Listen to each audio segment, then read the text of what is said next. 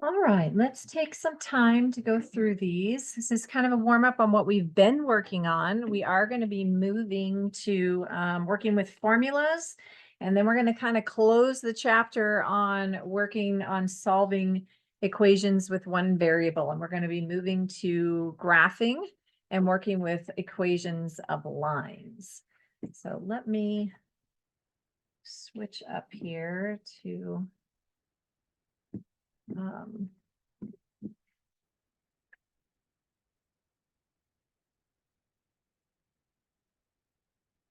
page that I can write on a little easier.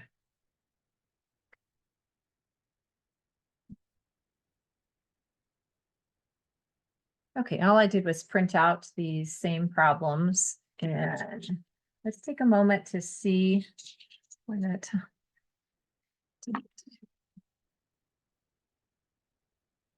The answer choices are not very clear, but we'll talk about them as we solve them. So when I look at the first problem, that says 2x minus 3. Remember, this is less than. It's the one that looks most like an L. It's going the direction of an L. Another way to remember less than is that the symbol points to the smaller number or smaller side. So this side, 2x minus 3, is smaller than the 5. And so to solve this, we work just like we did with equations. Remember, there's only one different rule for inequalities and equations, and we'll get to it in the second problem. First thing I want to do is I want to get x by itself. And so I want to get rid of the minus 3, and I have to get rid of the positive 2. It's being multiplied by x. Remember, we want to divide last if at all possible so that we don't create fractions before we need to. And so the opposite of minus 3 is plus 3. Whatever I do to one side, I do to the other. Minus 3 plus 3 makes 0. 2x comes down, the less than comes down, and 2x is less than 8. And so then I divide. 2 is being multiplied times x. The opposite of multiplication is division. So I divide by 2, and x is less than 4. Good job. I've got some answers in the chat. They're hard to read here on my answer choices, but that is answer choice C when you filled out the Google form. That means any number smaller than 4 should work in this equation. So Mary, Yeah. why did you change the inequality sign? Why did I not? Yeah. Because the only time we change the inequality symbol is if we divide or multiply both sides of the equation by a negative number. And we divided by positive 2. And so the inequality stays the same. When we divide by a negative number or multiply by a negative number, it changes all the signs, which changes the relationship of whether things are smaller or larger than each other. Does that help for questions in flag? Ryan, feel better about that? Yeah, we feel better now. Thank you. Awesome. Great. So this is any number less than 4 should work in my equation. I like to pick, if you want to check your answer, like 0 is less than 4. So if I put 0 up in this equation, I want to know, does it make it true? If I put 0 in for x, 2 times 0 is 0, and 0 minus 3 is negative 3, and negative 3 is less than 5. Okay. So our big things with these problems is there's now lots of answers, infinitely many answers that will work when you have a greater than or less than instead of an equal sign. If that was an equal sign, then x would be equal to 4. And another thing that's not on here is sometimes your answer choices might simply be graphs. And our answer is any number less than 4. And so we are going to shade every number that would work. And the numbers that are less than 4 are to the left of 4, because smaller numbers are to the left, bigger numbers are to the right.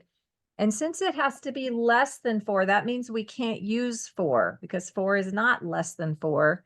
So we would put a open circle, meaning I'm not coloring in 4. 4 does not work, but everything all the way up to 4 does work.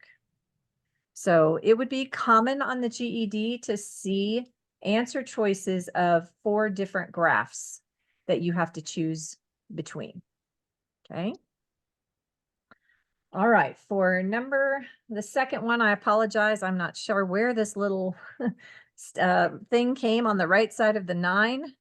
I didn't notice it before I published my warm-up, but all I was asking you to do was the inequality -5x plus 4.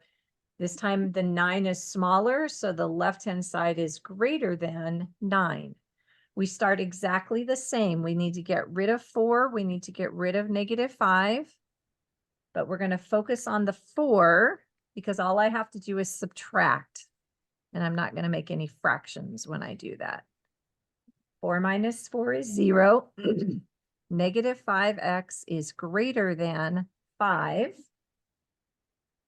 Now, this is where the special rule for inequalities comes into play, because to solve this for x, I have to divide by -5. I have to do the opposite of multiplying by -5, because -5 divided by -5 makes the 1 I want in front of the x.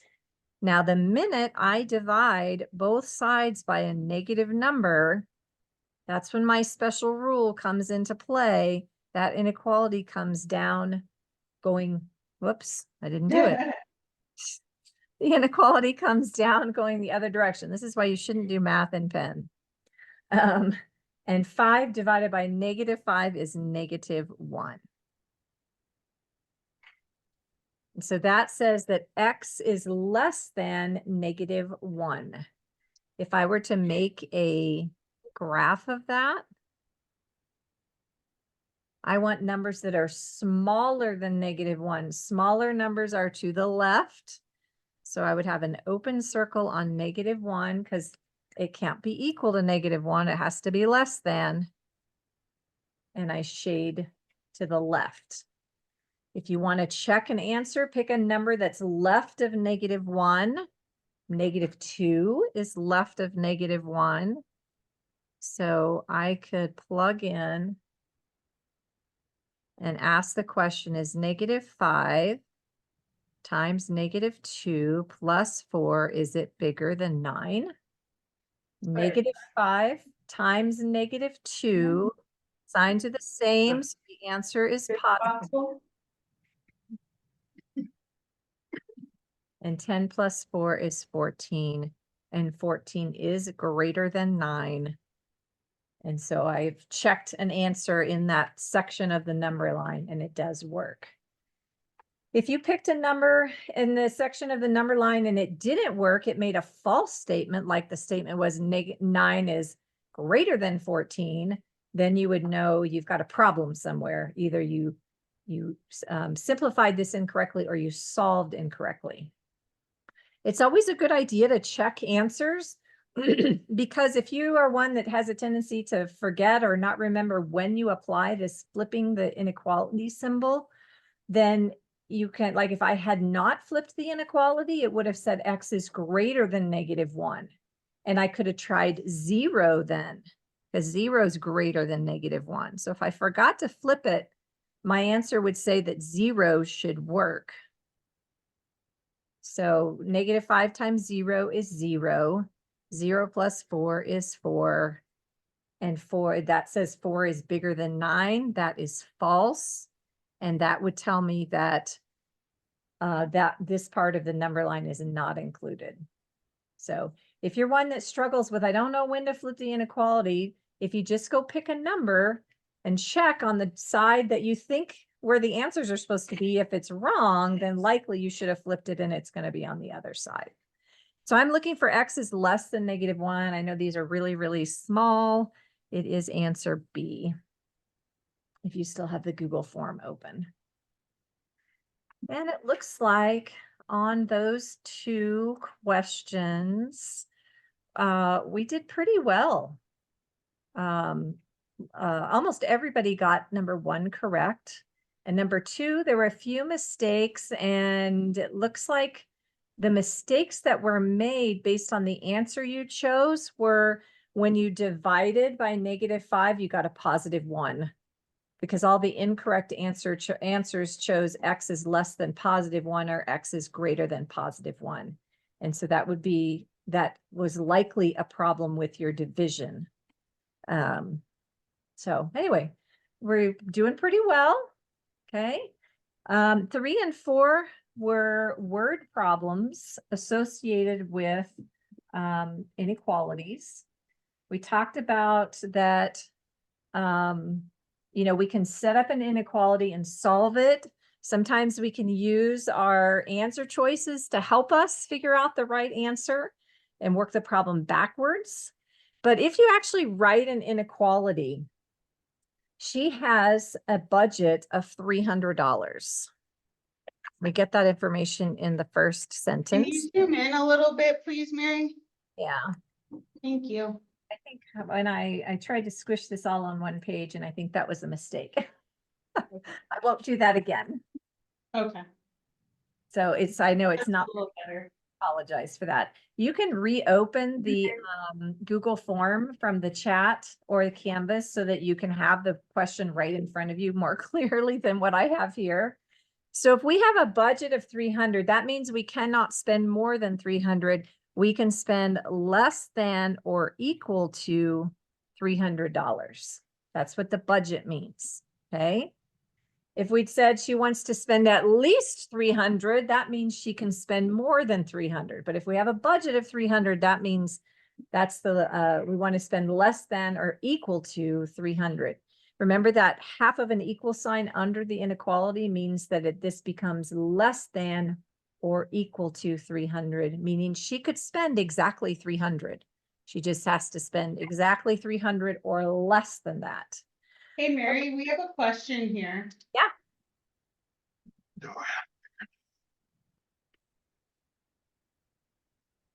Mm-hmm. Subtraction 65. Mm-hmm. Divided by 12. I like that. Yeah. Brian, I'm going to show several different ways to go through this problem, and you have done the number sense way of getting through that problem. And so you are correct. I'm going to start with writing the inequality, and then we'll talk about your method. And then the last thing I want to do is how could we just use the answer choices to figure out the answer? So we're going to do this problem 3 ways. Okay. So it has to be less. Why am I getting feedback? Okay. Curtis was unmuted on his Okay. Zoom, Yeah, but I just, muted him, so I it's all think right, it's you just okay stay now. muted. It's okay. It happens. Yeah. We just don't want to hear Mary teach us math in like an echo chamber. I think we can all agree. Isn't it feedback with my thing? That's all. Yeah. Okay, so this one she's got less than $300 or $300 or less to spend. We've got a setup fee of $65. That means that's just a one-time fee. And then the shirts are $12 each. So one way to do this problem is to say she has to pay $12 times the number of shirts she buys, plus she has to pay $65 setup fee, and she wants to spend less than or equal to $300. That would be how to write the inequality. Okay. The 12 is multiplied, if X is the number of shirts, 12 is multiplied times the number of shirts because they cost $12 each. So if I buy 2 shirts, I've got to take 12 times 2. If I buy 200 shirts, I have to take 12 times 200. But the 65 is a single fee. And so it doesn't matter how many shirts I buy, I pay exactly $65, just like the setup fee for this shirt. So one way to solve this problem, write this inequality and subtract 65 from both sides. Those cancel. 65 minus 65 is 0. So I'm left with 12x is less than or equal to what, 235, I think? Yeah, 235. Thank you. When I never trust my mental math when I'm trying to speak in front of a bunch of people. Okay, and then, so I have 12 times X, so the opposite of times is divide. That makes 1. I divided by a positive number, so I don't do anything funky with the inequality. Isn't that the 1958? Thank you. If you put it in the calculator, you get like 19.58 and then a bunch more numbers, okay? You would get would be $19, correct? 19 shirts. 19 shirts. okay. Yes. And this is where, you know, we talk a lot about rounding and, oh, should we round? We would round that to 20, but in the real world, you can't always round because then it doesn't make sense. I cannot buy a full 20 shirts. I can only buy 19 point and a partial shirt, which doesn't make any sense, which means I can only afford 19 shirts. Yeah, so you can't round it up. Yeah. Even though it's a 0.58, if we rounded, we would round to 20, but in the real world, sometimes rounding doesn't help you. And you can tell that by if we go back and say, okay, if she were to buy 20 shirts, 12 times 20 plus 65 is $305. And so it's too much. And this says to us the number of shirts has to be less than or equal to 19.58. I can't buy part of a shirt. And so she can only buy 19 shirts. Okay, so that's the forward direction, write an inequality, solve it, get an answer. Okay. Always think about what your X is, and if it's an item like a shirt, or on Monday, right, it was cheeseburgers, right? We can't buy half a cheeseburger generally. Either, just like we can't buy 6/10 of a shirt. And then also you may have, you know, obviously there weren't partial shirts in my answers. And so if you solved it right and you put 20, likely you got to the right place, but you just rounded up and you can't in this one. So Ryan suggested, he said, well, why don't we just take 300, subtract off the setup fee and then divide by 12. And he's using number sense. And if you notice, his number sense is the same as the way I solved the inequality. Subtract 65, divide the answer by 12. And so he worked through it logically without writing the inequality equation, but he actually did the exact same steps that I did. And so if that idea of just subtracting 65, then dividing by 12 really makes sense to you, that's great. And that should take you through most of the basic problems. If you get setups that are really complicated, then sometimes it's easier to go ahead and write out the inequality or the equation. But it's not wrong. On the GED, there is not cheating to do the problem in a different way than I do it, or that the makers of the test did it. The other way to do this, which is also not cheating, is I can literally say, okay, if she buys 19 shirts, she gets charged 19 shirts times $12 plus the $65 setup fee. That's $293. I know she can buy 19 shirts.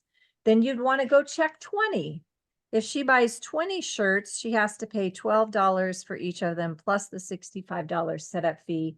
And oh, she cannot afford 20 shirts.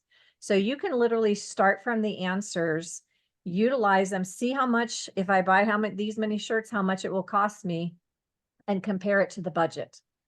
So that's 3 different ways to do this problem. It is not cheating to use the answer choices and work the problem essentially backwards. That is not cheating.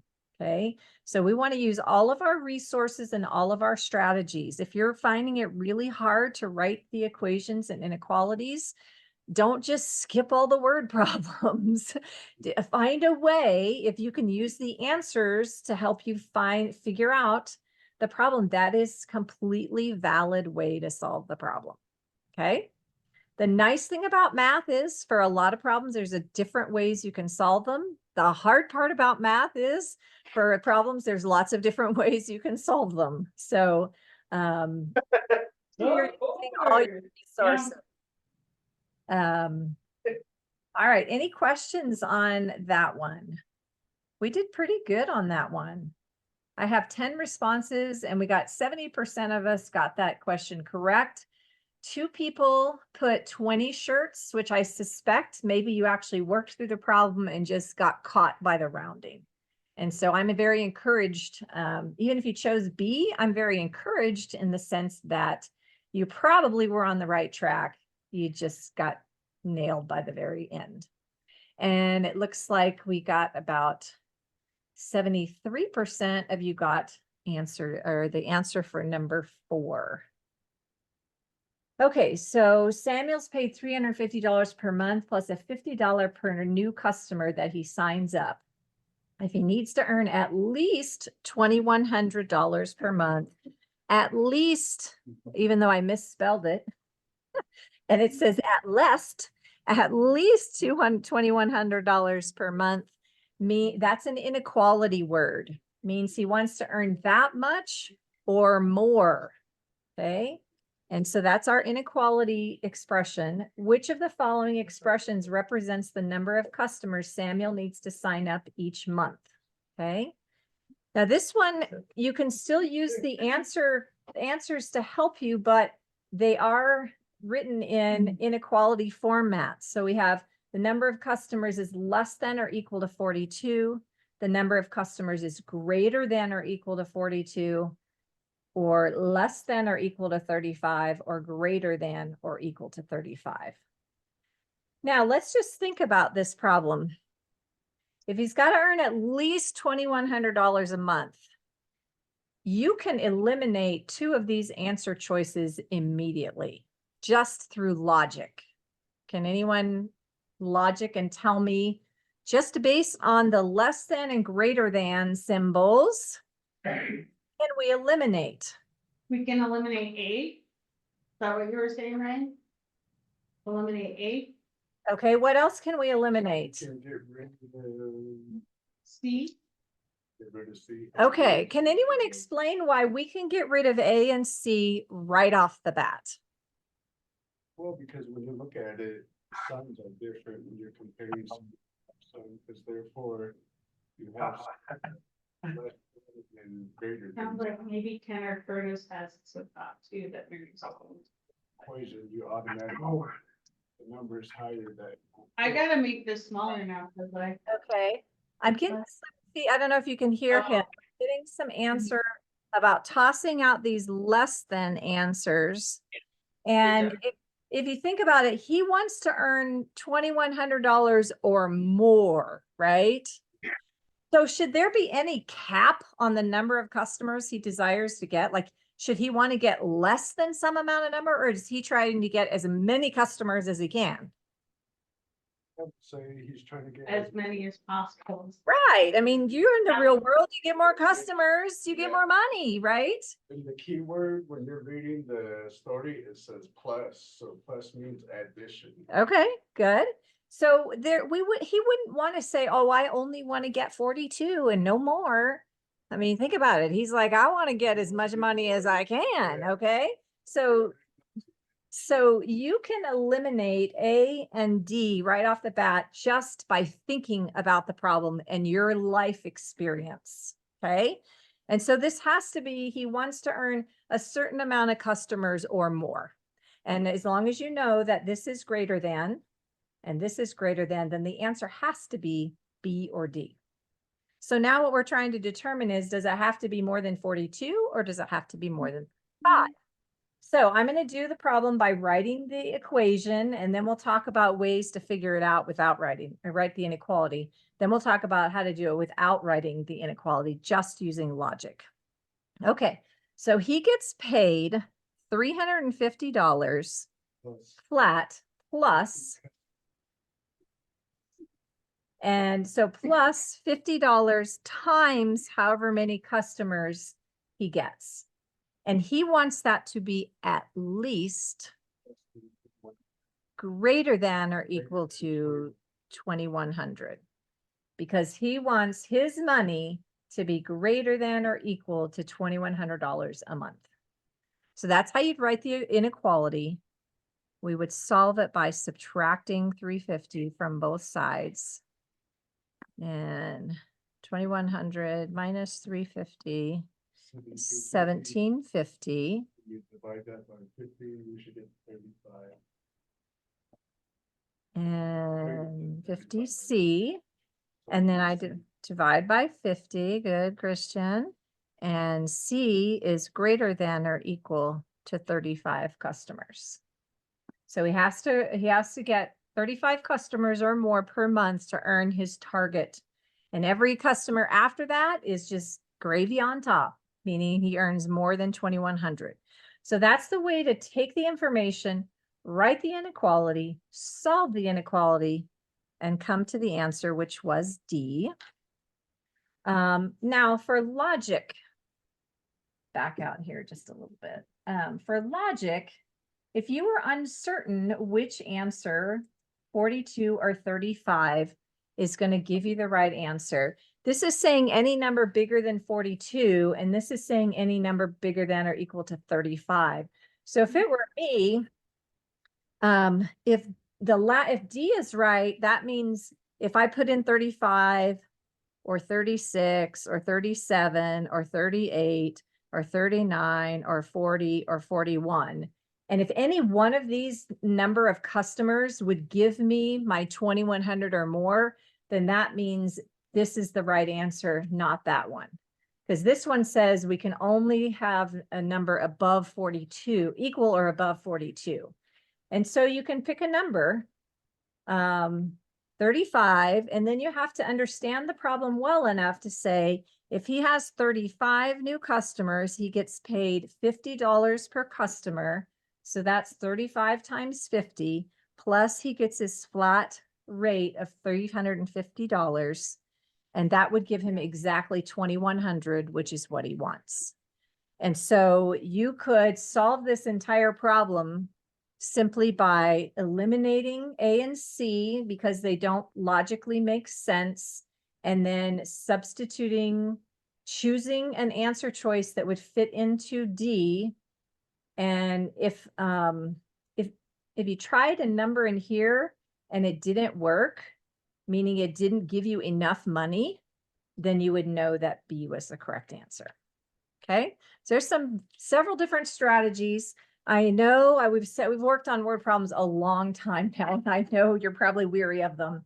But my hope is by now that maybe some of your anxiety level has been brought down, and that also you understand that there's more than one way to skin a cat, as my husband would say. And so we can work these problems in a number of ways, and that's all valid.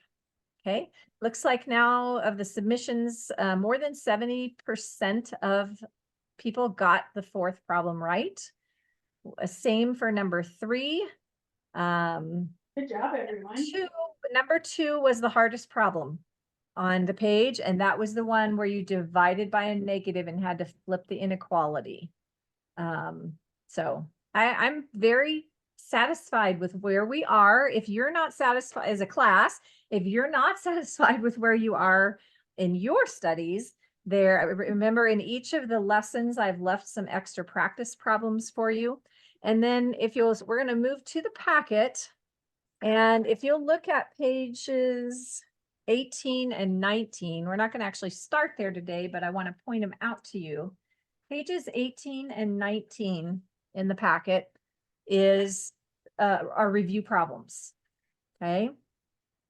And we will finish all the content that's in this review tomorrow. But a lot of these problems we've already covered the content and you could do.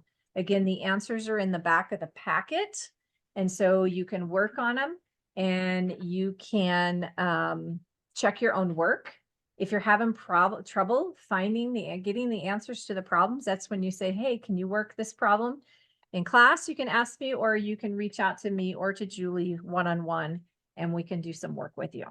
So that we're not going to do pages 18 and 19 right now, but I wanted you to see that because these are review problems for the content that we've been working on. All right, we are going to be on page 14 today. And we're shifting a little bit. We're still kind of in word problems, but we're going to focus on Their materials. that use formulas. And on Canvas, Page 14.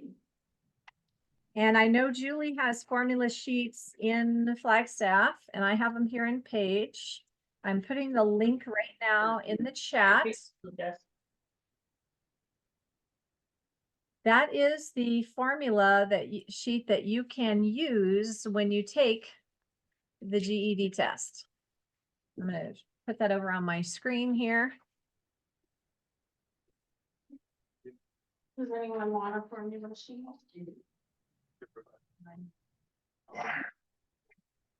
Why not? Paper is a very, reusable thing. Okay. My fingers. There we go. Okay, so that's what the math formula sheet looks like that you have access to on the GED. I think, like I said, Julie has them on the tables in Flag. They're supposed to be on the tables here in Page. I'll round some up. Actually, I think they're all right here.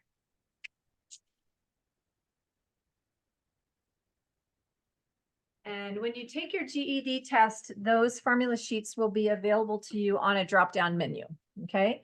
So you don't have to memorize a ton of formulas for the GED, but you do have to know how to use them, okay? So that's what the focus of this lesson is.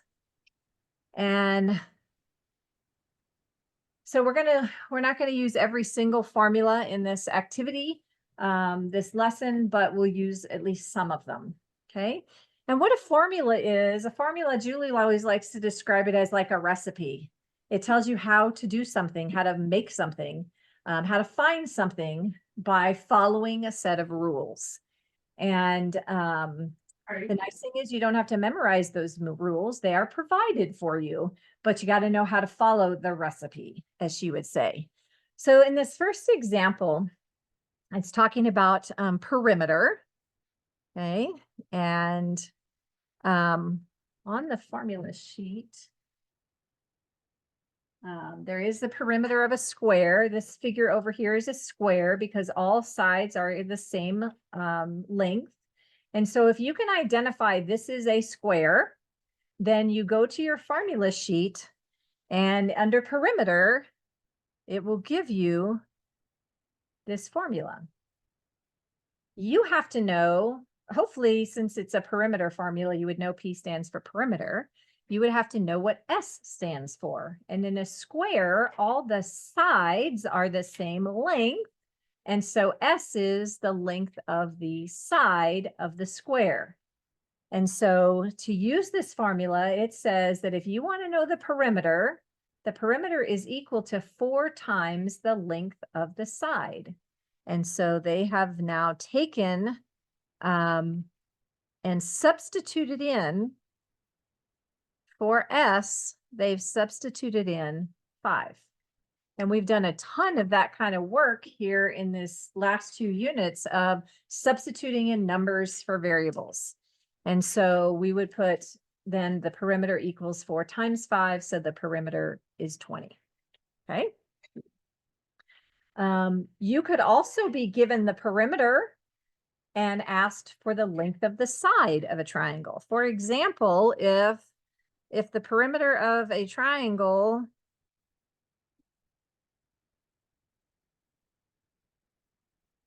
or square, excuse me, if the perimeter of a square is 36, what's the length of the side?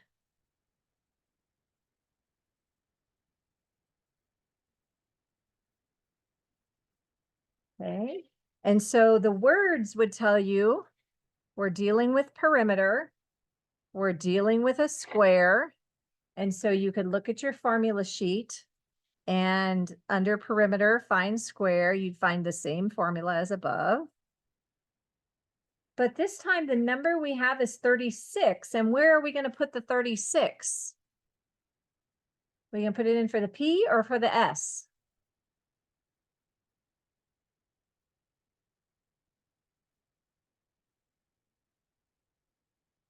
We're saying P here in Flagstaff. And Flagstaff would be correct because it says the perimeter is 36.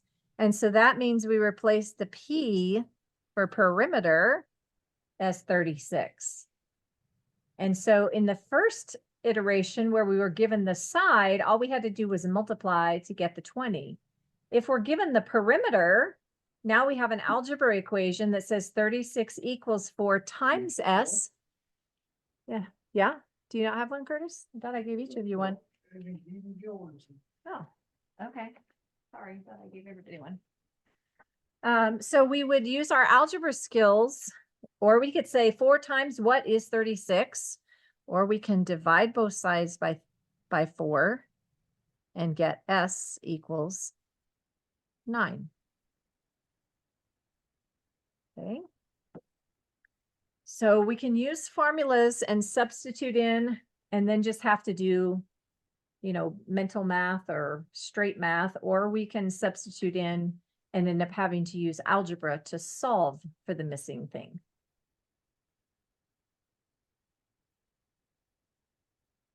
You're right, Erin? Okay.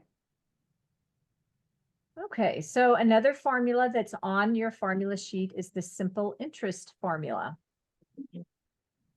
And it's I equals PRT.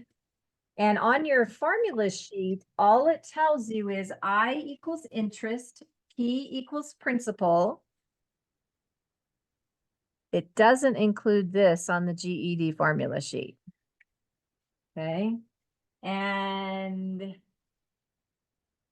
T equals time and R equals rate. Okay. So they gave you an extra hint that you wouldn't have on the GED.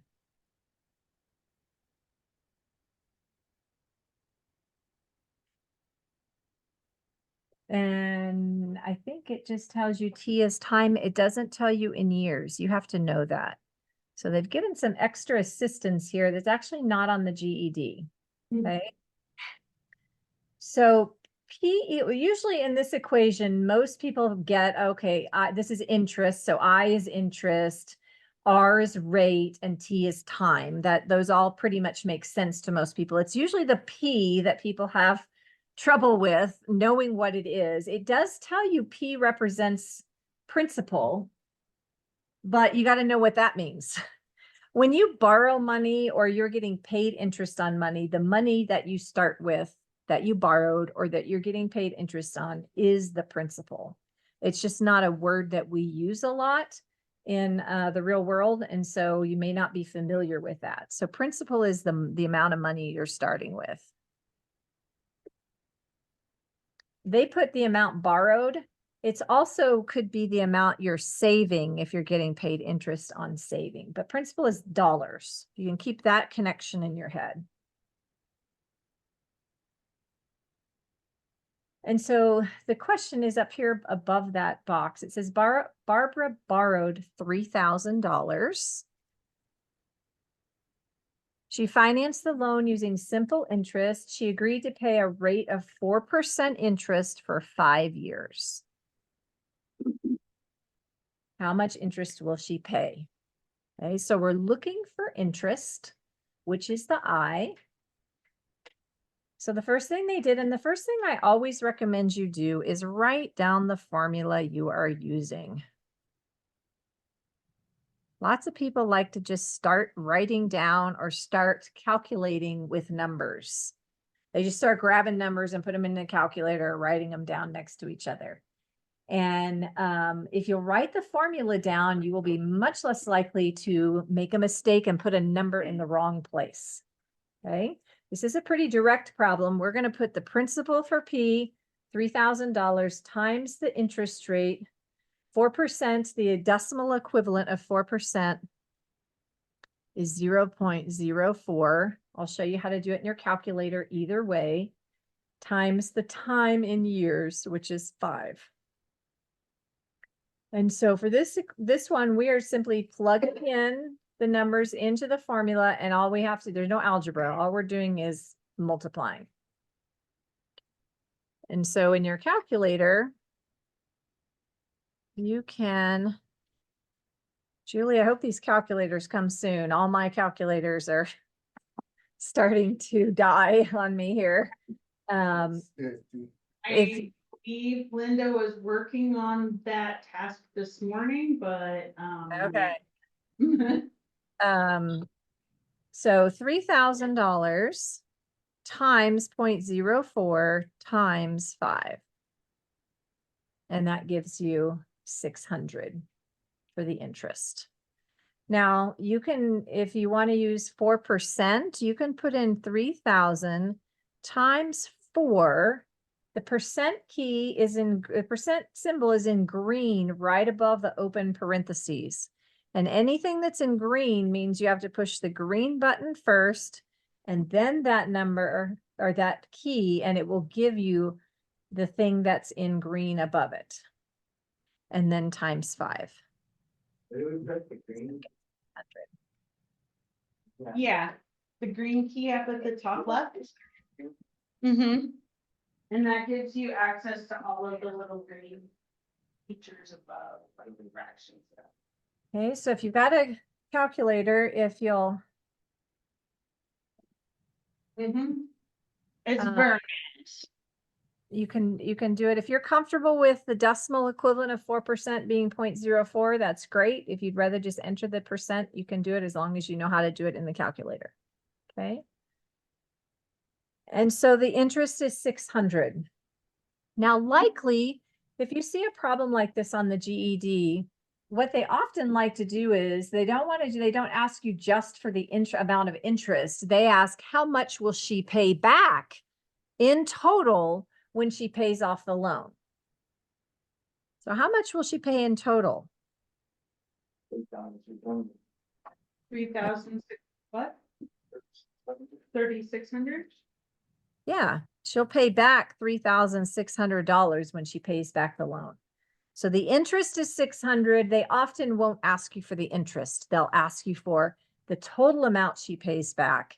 And when she pays back the loan, she has to pay back the $3,000 plus the $600 in interest.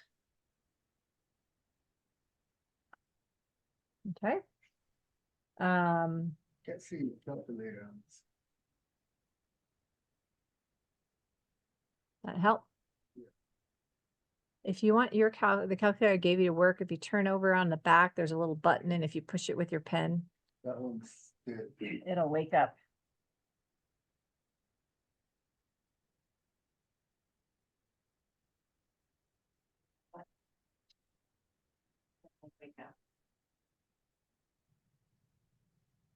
I'm getting new calculators. These are on their last legs. All right. Any other thoughts or questions? Okay. Most of this, I think all of these problems are going to be just substituting in, finding the answer versus a lot of algebra. So let's take a look at the next page.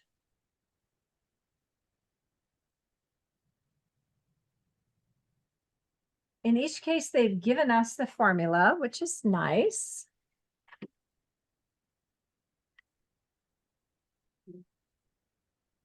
Number 1 says a toy car traveled at the rate of 24 feet per second for 8 seconds.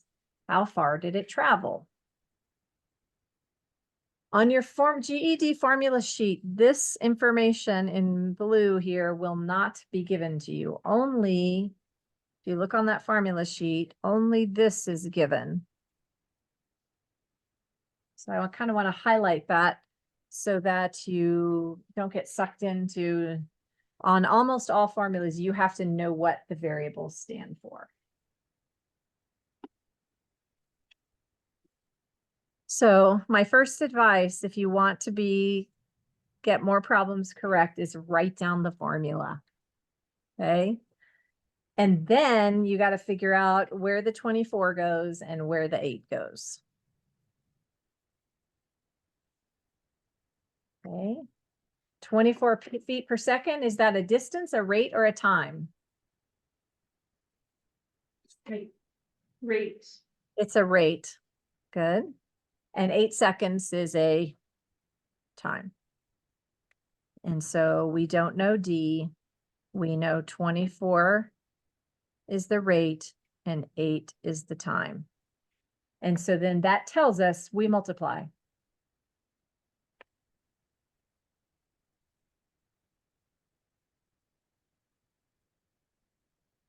That car will go 192 what?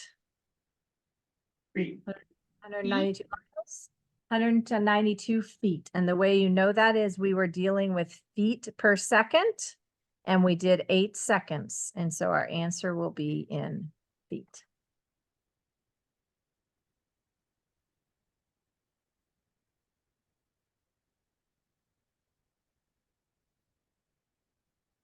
It is very likely that you would see a problem where they give you the distance and maybe the rate and ask you for the time, or give you the distance and the time, ask you for the rate. So you can't always assume, oh, if there's 3 letters, I just take 2 of the numbers and plug them in together on the right-hand side and it'll always give me what it equals. You can't make that assumption.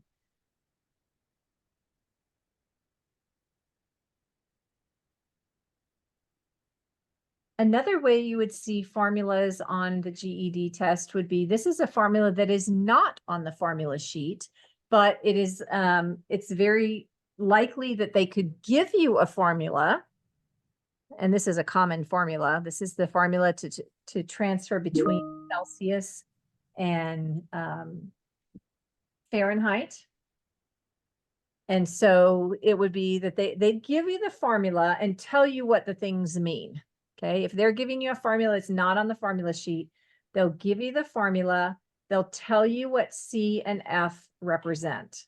So in this formula, C and F are the temperatures in Celsius and Fahrenheit. So this formula says the temperature in Celsius is equal to 5/9 times the quantity of the Fahrenheit temperature minus 32.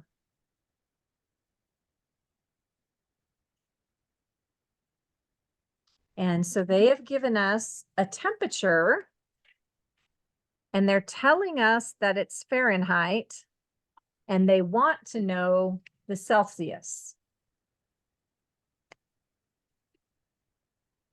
Okay, Fahrenheit is the temperature scale that we use. If you look up the weather on an app, you're going to get the Fahrenheit temperature. So 77s, and in my book, is a nice day. But we want to see, if you were in Europe, you wouldn't see the temperature advertised as 77 degrees Fahrenheit. You would see it advertised as Celsius. And so this is a formula that can help you transfer back and forth. So if we were in Europe, let's see what the temperature would be if it's a nice 77 degrees Fahrenheit. Again, write down the formula. Decide what you have. We have F.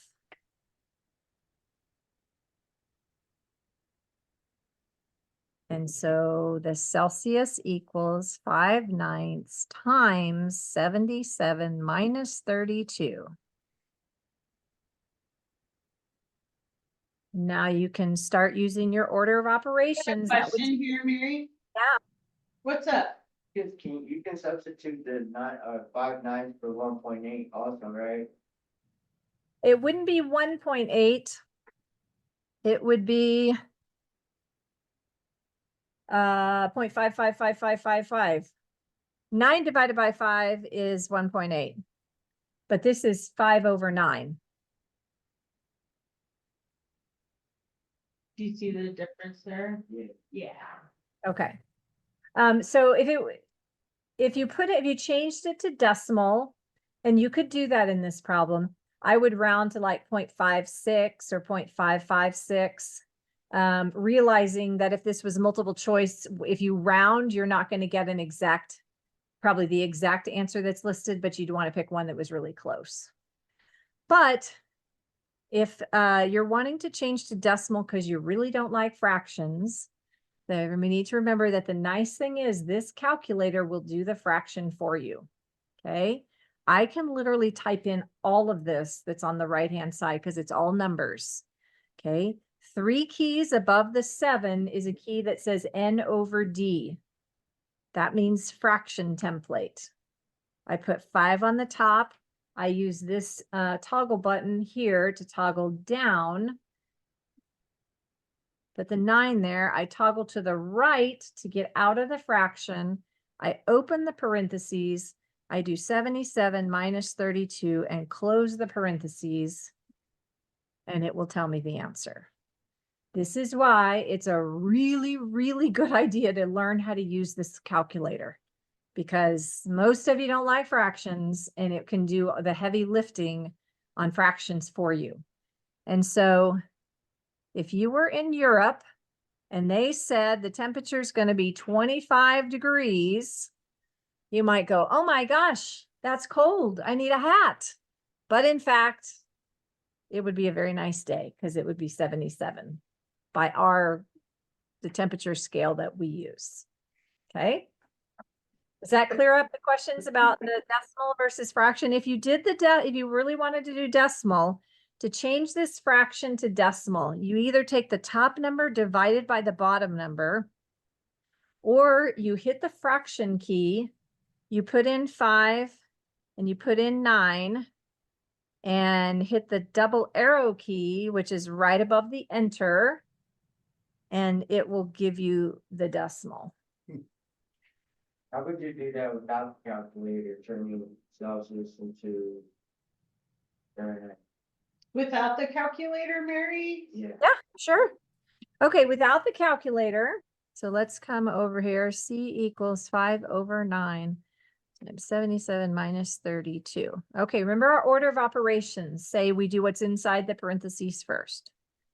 So I would take 77 minus 32, and I would get, what, 45, I think?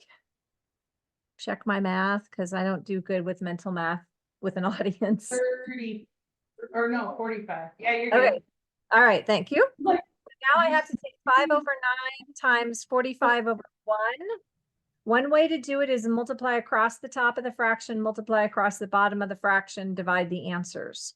Or you can observe that 45 is divisible by 9. So I can divide the bottom of the fraction, this fraction, by 9, and the top of this fraction by 9, and get 5. And then 5 times 5 is 25. But I'll be honest with you, if you're on a test and you have a calculator right beside you, it would be way faster to enter that into the calculator. You do not get style points for doing everything by hand. Okay. Sometimes you might be faster without the calculator. Usually with fractions, you're not going to be faster than the calculator. So no style points. You don't get any star on your GED math if you refuse to use the calculator. So use your resources, use them wisely. But this is a problem that just plugging it in the calculator at this step is the fastest way to get the answer. Okay. Can you show that step one more time on the calculator? I apologize. Yeah, sure. Doing the whole problem on the calculator. Yeah. Plugging Okay. in everything. Yep. No worries. Okay, so I'm going to highlight. This is what I want to put in. Okay, so first thing, you got to find the fraction key. If you're at the 7, go up 3 keys. Or do you have a calculator too? Yeah. Okay. Go up 3 keys and you see N/D in a fraction form. That's what you push. It gives you a template to fill in the fraction. So the top of the fraction is 5. This big circle key, and it has, you can't see it because of the lighting, there's arrows on it.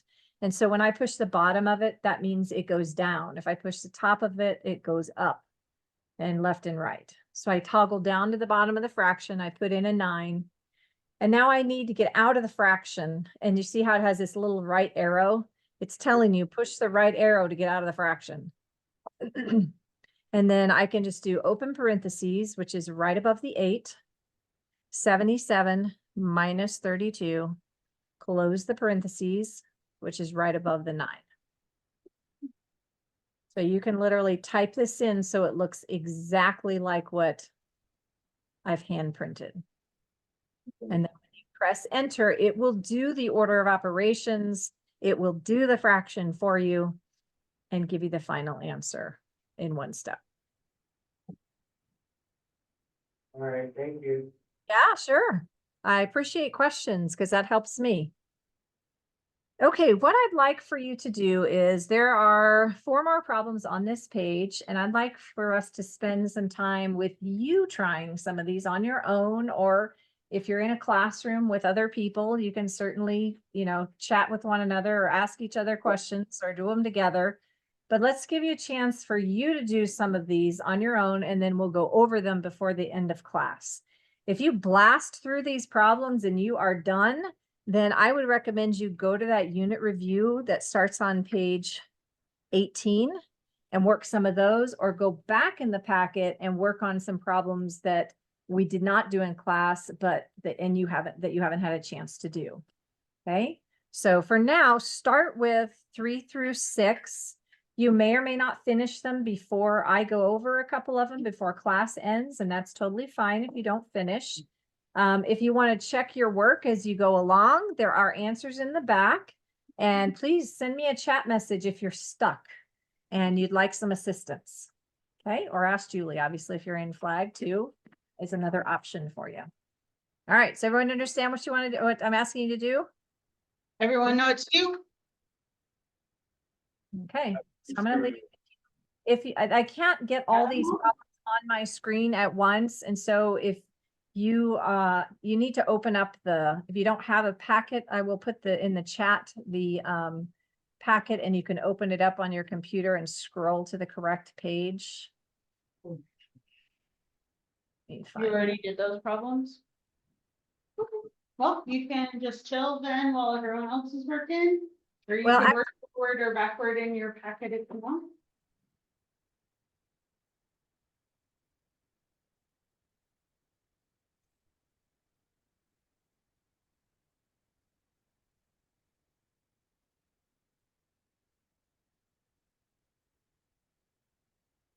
Okay, I'm putting the packet into the chat.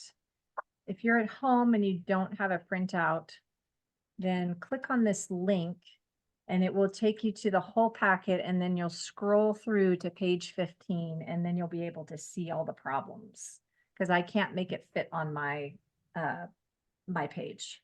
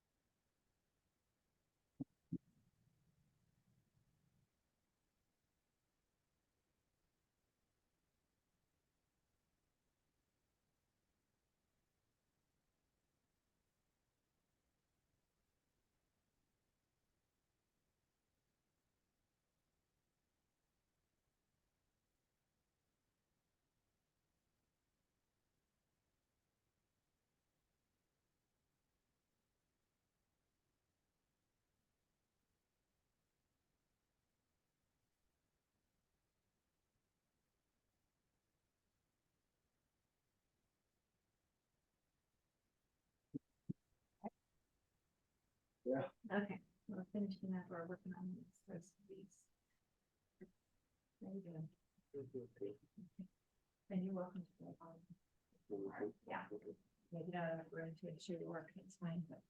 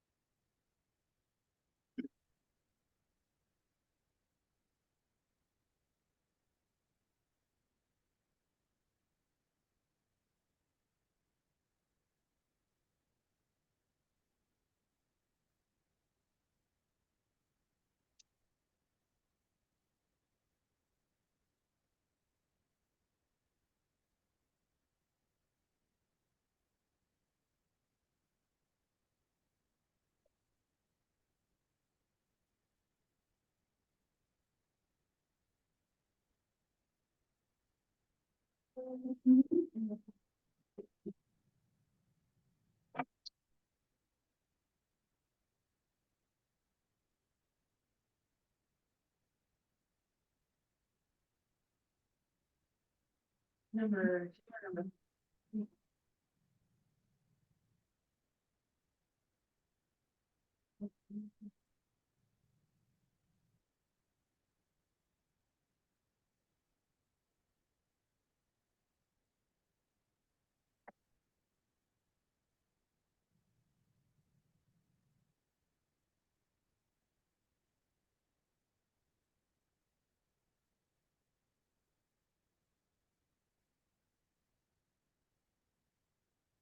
So you should be able to do the property, no?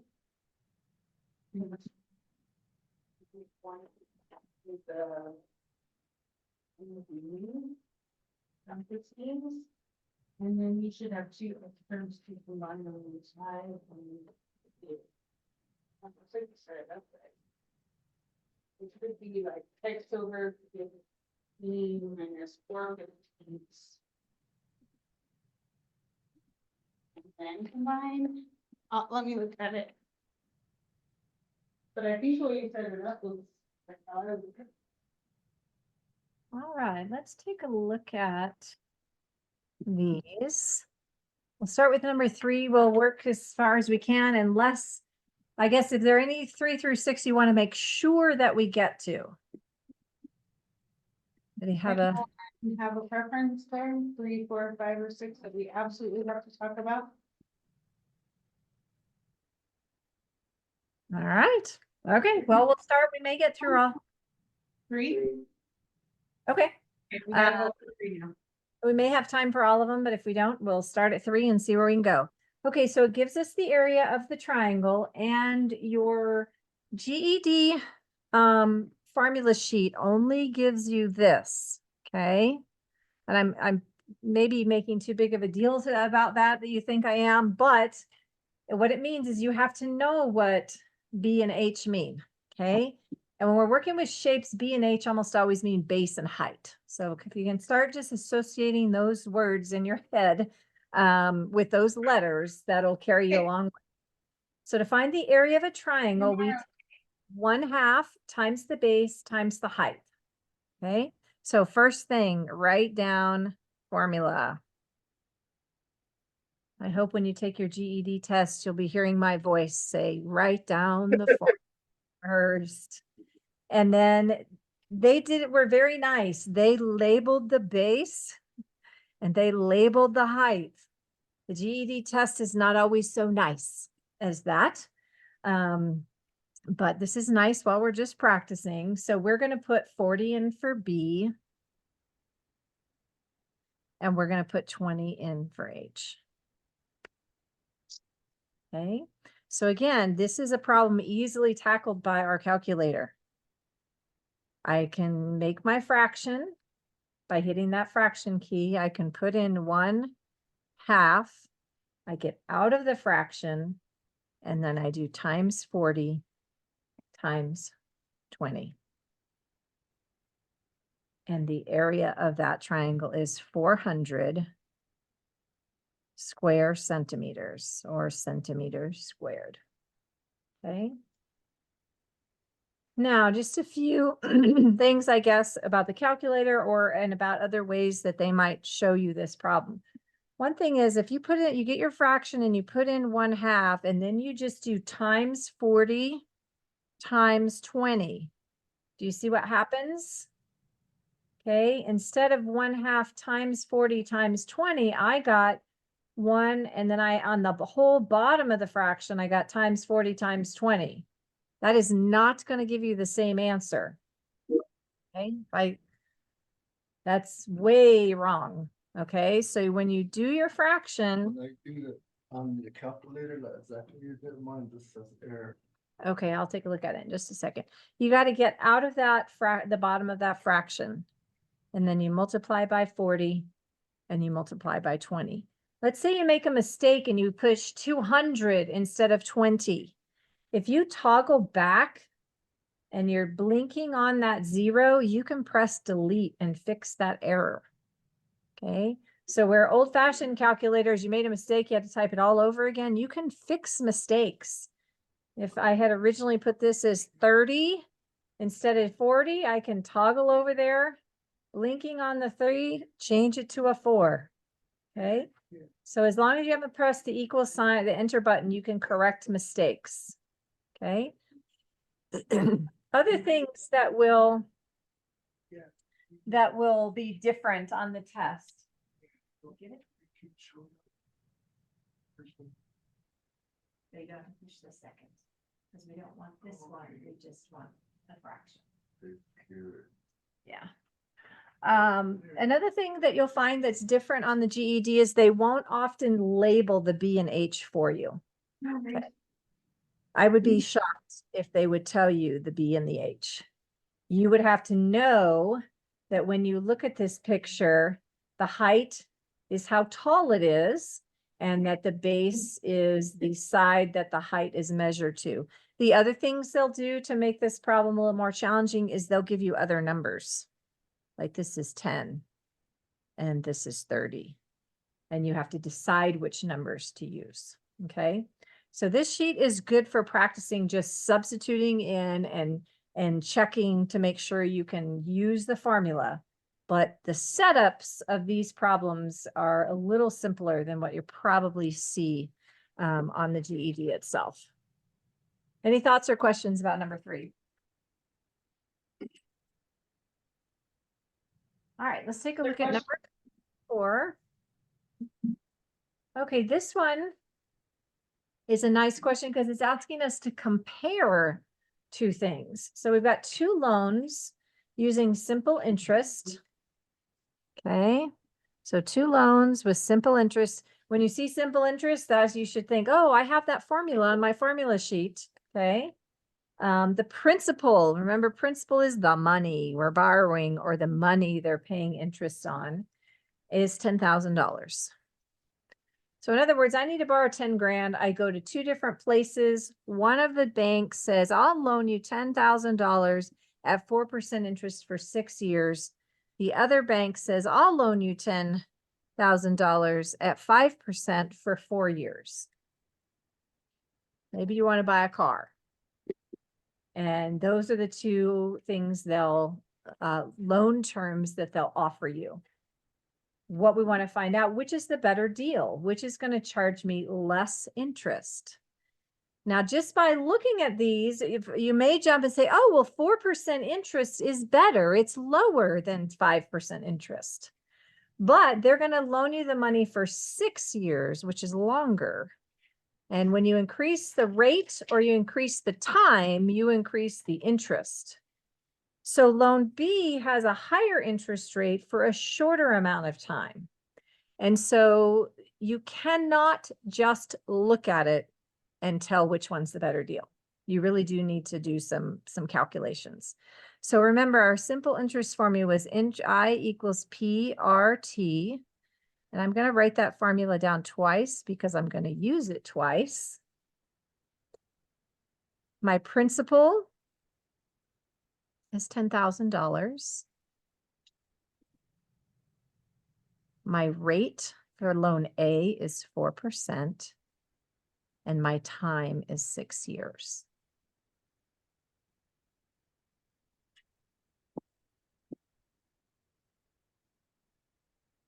And for the second loan, I'm still trying to find the interest.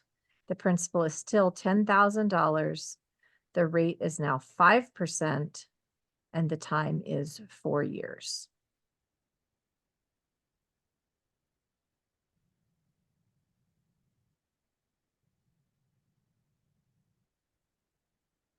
And so for the first loan, I do $10,000 times 0.04 or 4 second key, open parentheses to get the percent, times 6 years. You'll pay $2,400 in interest on $10,000 at 4% for 6 years. So if you're buying a car, Under those terms, your car no longer costs you $10,000. It costs you $12,400 by the time you end up paying it all back.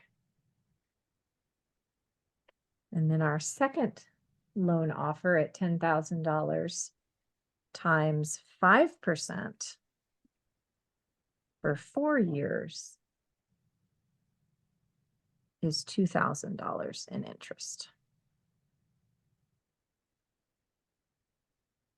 And so if you buy the car under the loan B terms, by the time you pay for your car that cost you $10,000, it will cost you $12,000. Okay, the reason loan B is cheaper is it does have a higher interest rate, but you're paying it back faster. Which means your payments, your car payments would be more per month, but for a shorter time. So which one is better? The Well, 4% or the that's a 5%? great question, Terry. If your goal is to pay the least amount of money, loan B is the best option. You will pay back $10,000 plus $2,000. You will pay back $12,000. Okay. Loan A, you will pay back. Oops, pay back. 12,400. So in terms of just straight dollars, loan B is the better deal.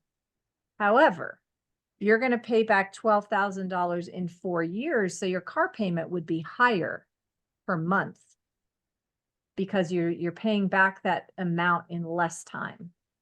So if your goal, Terry, is to pay the absolute least amount for the loan, then loan B is your best deal. If you have a budget that does not let you afford loan B, then loan A would be better because it might give a car payment that you could afford per month. Does that make sense? So what would be the payment be if that's, Well, the payment would be if you divided that out over 6 years, you would, if you have a monthly payment, you would divide 6 years times 12 months per year, you'd have 72 payments. And so 12,400 divided by 72 payments is $172. And your 4 years is 48 months. 12,000 divided by 48, your payments are $250. So your payments are sizably higher in loan than in loan A, but you're only on the hook for 4 years. versus- For that username. That makes sense? yeah, And so if your budget allows for you to do $250 a month, or the higher amount, then the best deal financially is loan B. But if you can't afford that loan payment, you certainly don't want to default. If you can't afford the payment, then you have to take the other option that makes you pay it over a longer period of time, but you do end up paying more for the car or whatever you finance it. But great questions. And it is past 11:30. So hopefully if you didn't have time to do 5 and 6, I'd encourage you to work on it. The answers are in the back of the packet and you can check your work. And again, I would just keep encouraging you to keep going through the packet, working on problems that we didn't do in class or that you've been struggling with. And if you're still struggling, schedule a time with me or Julie to work one-on-one and see if we can get you kind of over the hump and get you going. If you're feeling like equations are really, really easy and you're really rocking this stuff, then you really, really need to think about taking a GED ready test. Because we want to take this content while it's fresh and see how you're doing with it, as well as the rest of the content that's on the test. So if you're finding this really not too hard, then algebra is a great portion of the test, and or the highest of the 5 topics covered by the GED test. Algebra is the heaviest weighted. So if you're really feeling like this stuff isn't too hard, then I would really encourage you to take a GED ready test. Okay? All right, I'll Can see I you see on, your number? Can I see your number 3? yes. I'll stay on for a few more minutes, and if you've got other questions, I hope that you signed in on the sign-in sheet, because there's enough of you that I can't usually keep track of who was here and who wasn't, so I'll put it in the chat one more time. Okay, good. Thank you, Mary. Yep, there it is, and I'll be on for a few minutes if anyone has questions. And you fill out you did fill out the, okay, all right. For science, Mhm. which class did I go to? Well, you can do it from anywhere, because you're gonna do it via Zoom. Okay. You're gonna need to get your login figured out. Oh, yeah. Okay, and so you can come in here and use, I put the last flexibility just because. Yeah, here, but you can just figure that one out.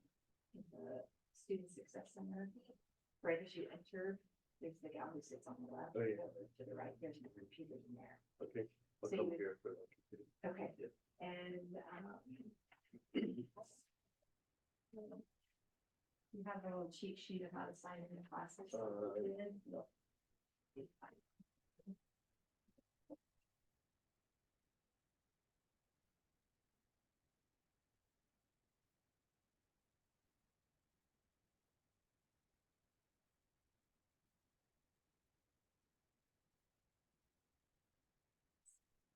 Walk you through.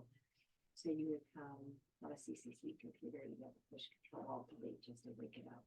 Okay. You enter your common ID, which will be, you'll see something with some other letters or numbers.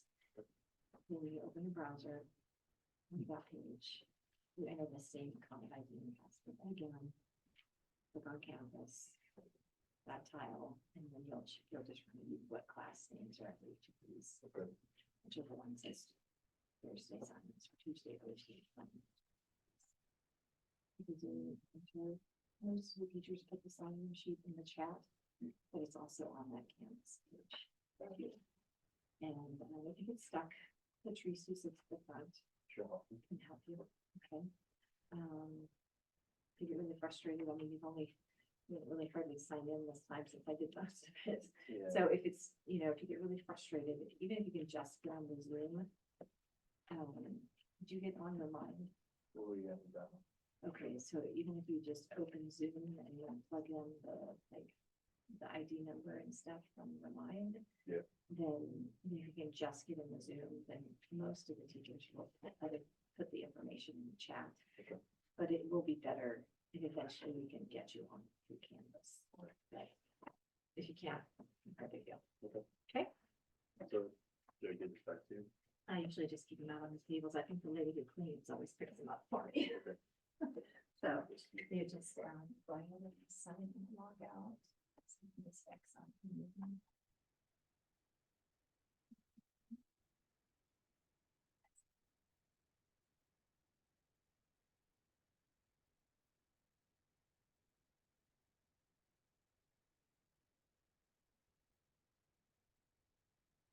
Your name when you sign in and sign out.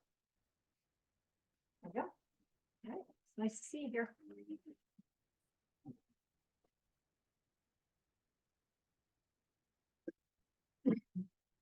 Okay, Talissa, did you have anything you needed, or I'm gonna go ahead and stop this meeting?